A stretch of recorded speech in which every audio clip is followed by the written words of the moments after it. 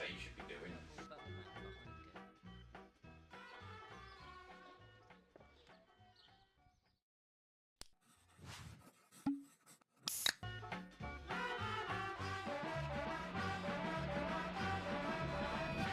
There are three key elements that can determine the quality of a movie: storytelling, acting, and camera work, and equipment, and target audience research. Fuck, why do I want to do this again? But mainly those three. Trust me. Without a story, it's a student's art project. Without acting, it's a documentary. And without cameras, it's radio. And nobody likes radio. But just as a good story can immerse you, or a good actor can depict emotion without need for words, so can good camera direction add layers to the story.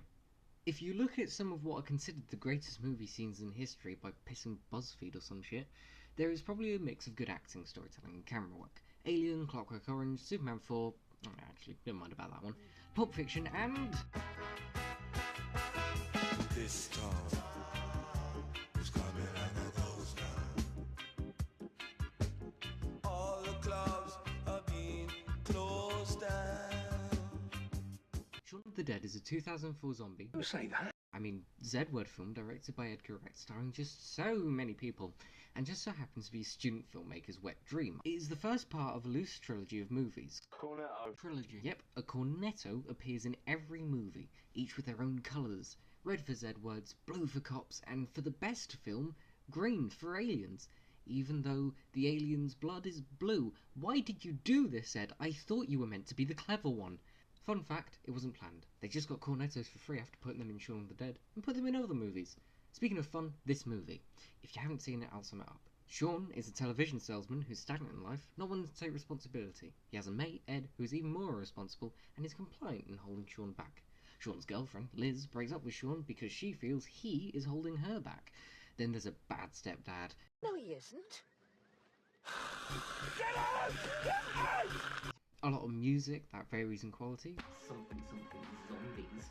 Don't say that! We're not using the Z word! Oh, yeah, Z-words.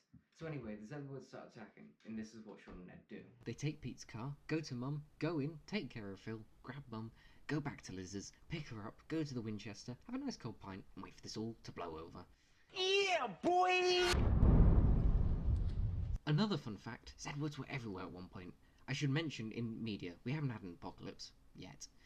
Point is, everyone and their mother wanted a piece of that pie. Or should I say, brain. Even perennial ruiner of seemingly everything, Zack Snyder did it. Fucking twice! So anyway, Shaun of the... Actually no, let's go back onto that point about Schneider. He directed a movie called Dawn of the Dead. And, funnest of facts, it came out the same year as Shaun of the Dead. Zack Snyder's Dawn of the Dead is a remake of the 1978 Z-word movie, also called Dawn of the Dead. How coincidental. This version of Dawn of the Dead was directed by George Romero, with the 1978 movie basically establishing default Z-words. Slow walking, take out the brain, all that good stuff. It's also so old it's free on YouTube because all the licensing is expired, so go watch it, if you can be bothered. Anyway, I bring this movie up because it is known for having some strong messages attached. It's a criticism to the pervasive role consumerism plays in our lives. Very strong themes indeed, and I'm qualified to say that as I'm a film student and all-round smug asshole. Shaun of the Dead also has themes about taking responsibility in life. That's the main theme of the movie, and is Shaun's character arc. That's where the Z-words come into play.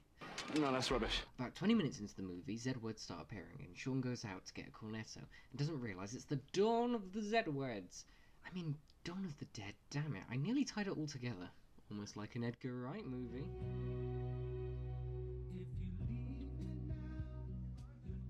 Maybe I'll put this on some random. Who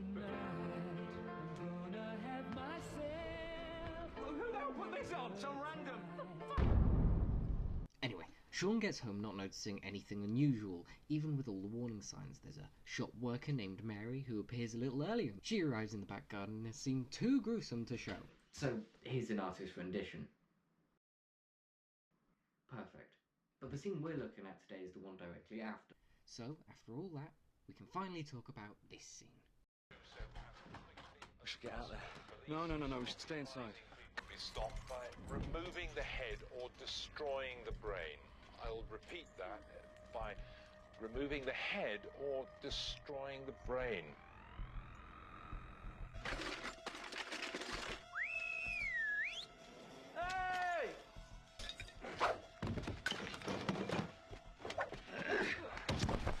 now what?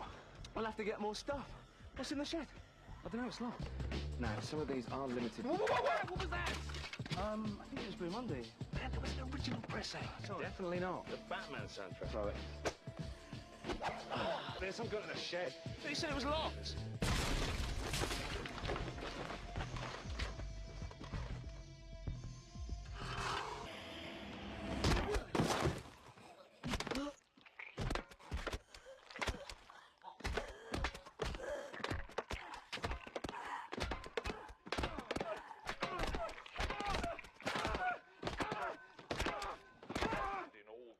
People receiving bites have experienced headaches and nausea and developed symptoms similar to those displayed by their attackers.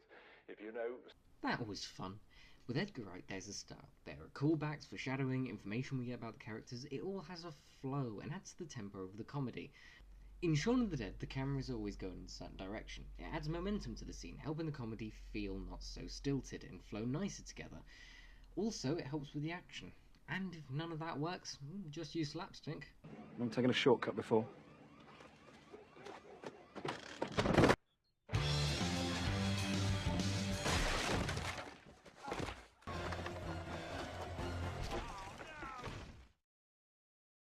In the scene, the camera pushes inwards, first to the Edwards, then to Shaun and Ed. This gives the shot continuity, making them feel connected. In the scene, they constantly use pan-ins to show progression. Also, the quick editing emphasises the action. It contrasts, presenting the real actiony danger with the less serious elements. As for the camera itself, it is always even or below the characters, emphasising the reality of the situation. As well as this, said words can either frame or be the subject of the shot. This is also to establish the need for responsibility. The characters must undergo being more present than ever. The focus of the scene is always in the centre between them. For example, the shed, objects they throw. This draws the attention of the audience, always making sure we see the subject first, then the characters. This draws attention to the audience, always making sure we see the subject first, then the characters. Deja vu! Also showing that the issue is only a distraction for the two main characters. The Z-word apocalypse, and dealing with these Z-words, could be a way of them both, mainly Shaun, avoiding the issue of responsibility, with the subject always passing them, being between them as the main focus other than their relationship. You could also argue this suggests that it's tearing them apart, as the Z-word apocalypse is the only thing that makes Shaun reassess his friendship with Ed, and take responsibility finally. When Shaun breaks through the shed, the camera is shown from a lower angle, with it tilting in, showing that Shaun is bigger. This shows the first time in the movie where he's taken action and responsibility, so the camera treats it as such, with him finally being the centre of the frame, with a low-angle shot so we can see him and his balls in all their glory. Shaun taking responsibility is a main theme of the movie. When throwing the records, Ed is the larger character, kneeling over Shaun, still looking down at him. Overall, this introduces not only the concept of Z-words, but how they will affect the movie, the character, and their relationships, all through camera. Through camera. That was shit. But what have we learned today? Well, camera direction can be used in many more ways than just filming action. Never underestimate the little details filmmakers put in movies, as the scene you are watching is part of a larger narrative. Did I get anything in this video essay right? No. Did Edgar Wright intend to put any of this in his movie?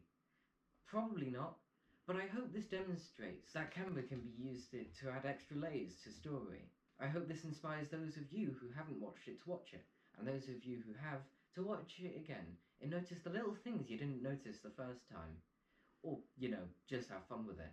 And as Big Al once said, this is a very enjoyable movie. You got red on you.